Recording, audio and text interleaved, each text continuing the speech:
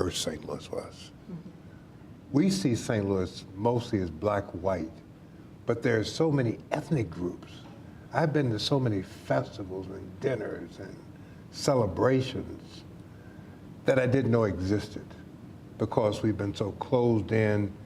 We're wrestling with this black-white thing, and the city is going way beyond that. One day we're going to wake up and find out we're more than black and white. We are a mosaic of many ethnic groups and cultures that make up this great city.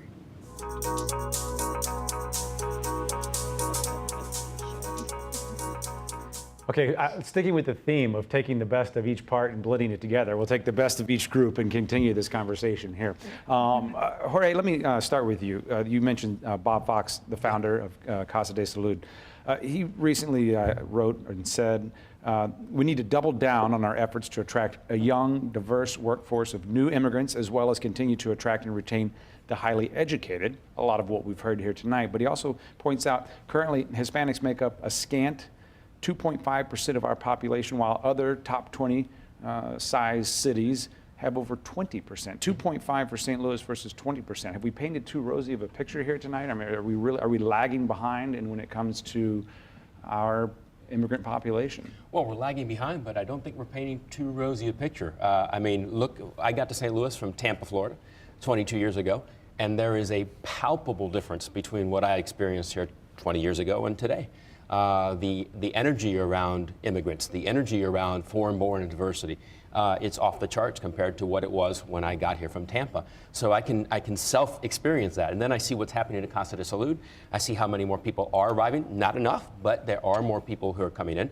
And you've got all these people around the table and lots more, Bob Fox amongst many, who are really working very hard to make sure that it's not just a rosy picture, but that we're working to make it a real thing.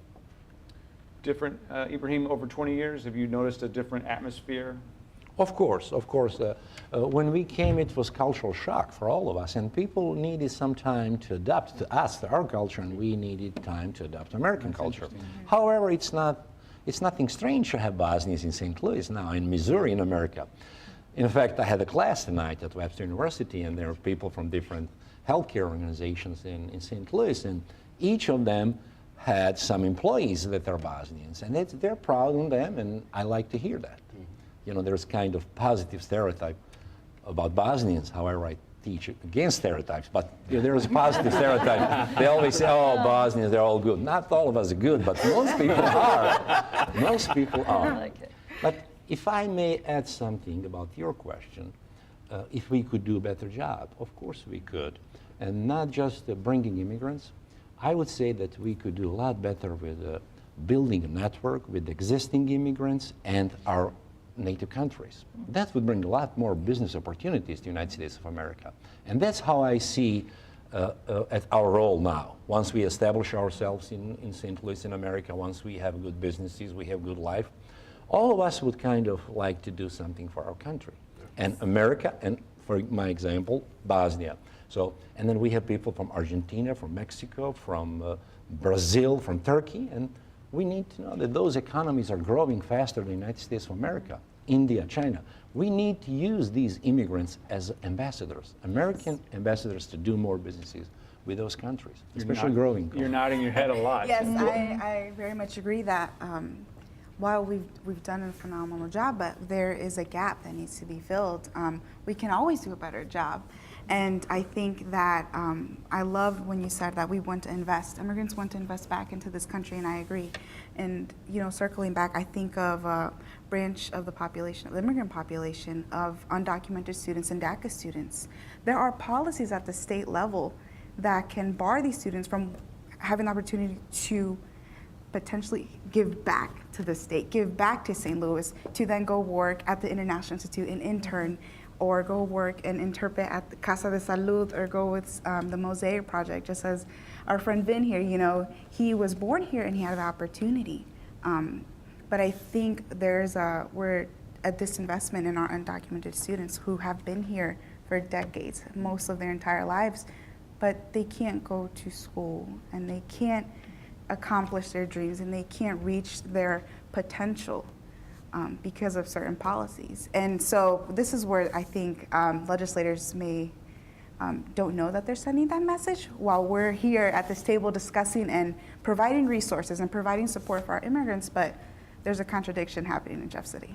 Well, it's an Definitely. issue that we said it's not as caustic as perhaps on the border, but it's an issue that's not without controversy in our area. I mean, Valley Park in 2006, illegal immigration relief ordinance targeting anyone who employed or rented to illegal immigrants. Berkeley is having Berkeley similar has issue. a housing, Yeah. some housing issues they're dealing there with, where the mayor was standing by those laws, those ordinances. 2010 St. Charles County Council endorsed overwhelmingly a non-binding resolution endorsing Arizona's immigration law, calling on Missouri legislators to do a similar thing. So it's not a one-sided issue, for sure. It isn't, and part of it goes back to what we were discussing earlier, which is that, in fact, there are so few immigrants in St. Louis and in Missouri. And so people develop relationships with people when they know people who are different from them. And one of the challenges we've had here in Missouri, here in St. Louis, is that we actually have a very low rate of passport issuance in this area. People have not traveled and lived internationally. And if they don't then live around immigrants that are here, they don't understand and think of them as people with real issues. And it's when it's that person-to-person relationship that helps people really see beyond the stereotypes, the hype that they get in the news, etc. So the very fact that we want to attract more immigrants, and we intend to do it, will help in several ways. One is that it'll help build our economy because of entrepreneurism, more population, etc. But it will also help St. Louisans and Missourians be more global in terms of their thinking and their connections with the world, whether it be trade, but also be attitudinal. And we hope to see that then translate into more positive legislation about people that they suddenly know and care about. I would say one thing that holds us back builds on one of the things that Ibrahim was saying, which has to do with a comment that people tell me they're taking our jobs.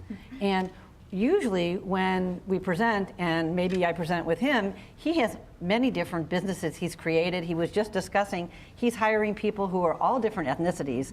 And when you explain that people like Ibrahim are hiring people and bringing value to all kinds of people, that really kind of puts aside that myth that people have. And they say, then they understand that this is truly an opportunity for everybody that we all benefit from. But you have to work through that myth that they are taking our jobs. And that's really the one that I get the most.